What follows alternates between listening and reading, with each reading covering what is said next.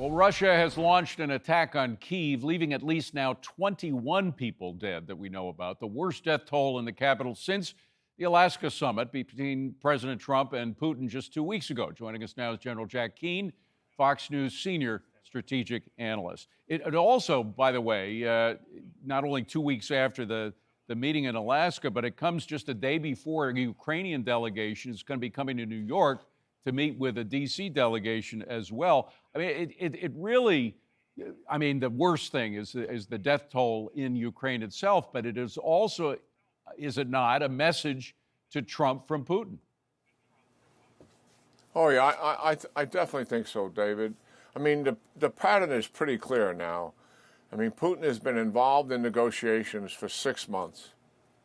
And the reality is he talks peace. I'm assuming he's very convincing in his discussions with Special Envoy Witkoff and with the president and his team when he's met with them in person and also on the phone. And that's one thing. But while he's talking peace, he obviously makes war. And his focus of the war, even though he's trying to take territory in the Donbass region, which is his major ground offensive, in the last 2 years, he's only increased his occupation of Ukraine territory by 1%. Yeah. So not a major success there, small tactical gains. But what he has done is escalated the war against the people of Ukraine. And that's the evidence of last night. And it's horrific. It is a war crime. There's not a single military target that those over 600 drones almost and 31 missiles were fired into Ukraine. Not one single military target. And it is making war on the people. Children are being killed, parents are being killed, grandparents are being killed here. And it is punishing and unrelenting. And he really wants to break their will.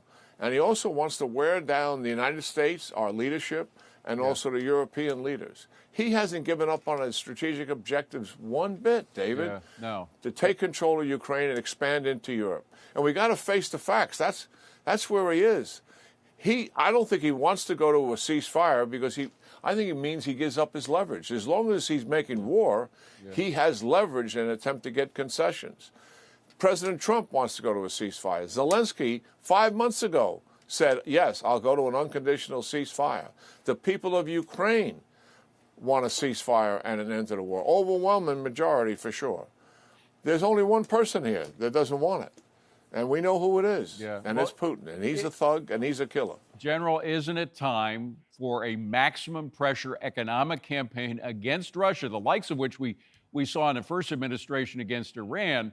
But specifically now, I mean, it is so clear that he's not going to do anything to stop his actions. If anything, he's ratcheting it up and targeting it at times of strategic importance for the peace plan. Yeah, absolutely. I think we're there. The president has demonstrated enormous patience here. He clearly is determined to see if he can get peace here. And the fact that he's been at it for as long as he has and putting up with Putin and swallowing some of the stuff he has to do with dealing with him. I mean, he knows the guy's lying to him. He's got more experience dealing with Putin than any president we've had. So that's the reality of it. But yeah, I agree with you 100%. Maximum sanctions. Hopefully we have told them what those sanctions we intend to do with them privately, and they should crush him. But also, we should unleash as much offensive weapons for Ukraine to use in deep attack into Russia, all military targets. They've taken down 17 to 20% of their oil refineries, and give them as much capability as we can to stop Russia's offense that he's doing on the front lines cold, and also give him some added capability to help take back some territory. Well, the three of those things together gets his attention. There were just a couple, I believe it was last night, Ukraine struck a couple of oil refineries inside of Russia. Are they having any effect in slowing up the advance? I mean, these targets are strategic, but is it anything more than a pinprick for Russia? It has impacted their capabilities. They've reduced their capabilities between 17 and 20%. So that's why Ukraine continues to target them. And so our audience understand that is a legitimate military target. Yeah. Oil refineries, oil sustains an army on a battlefield. And The Russians demonstrated to the Germans during World War II, if I can take on your logistic infrastructure, I can slow your advance down and maybe actually stop it. And they were able to do that. Finally, I want to ask about the Middle East, in particular Gaza. Is Hamas still in control of Gaza? And who is supporting Hamas at this point? I mean, we have this coalition of Arab states willing to move the path forward on the Abraham Accords. Are they still getting money from the Saudis or from Qatar or wherever? Because it seems like except for the United Nations, which still works with Hamas, I don't know who else they're getting support from. Well, two things. One, they're still in control, and that is what this operation that the Israelis, this campaign they want to conduct in Gaza. They're moving the people away and threatening a campaign to take control, finally, of the remaining fighters and leaders who were there in the northern and central part of Gaza.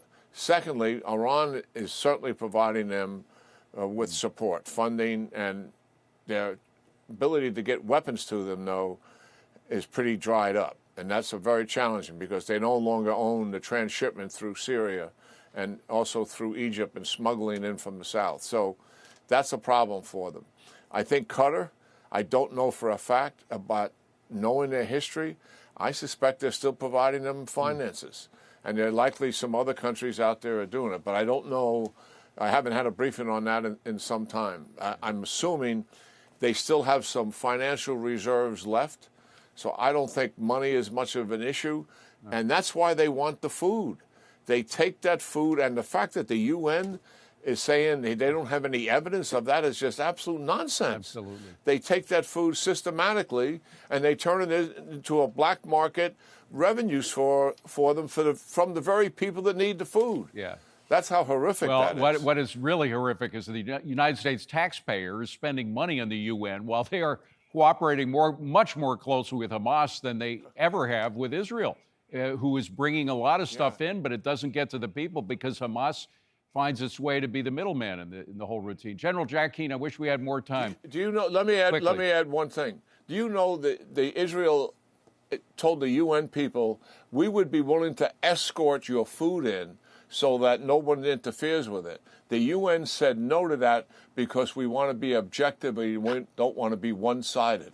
Yeah, right, as if they're not one-sided with Hamas. All right, General, thank you so much. Appreciate you coming in.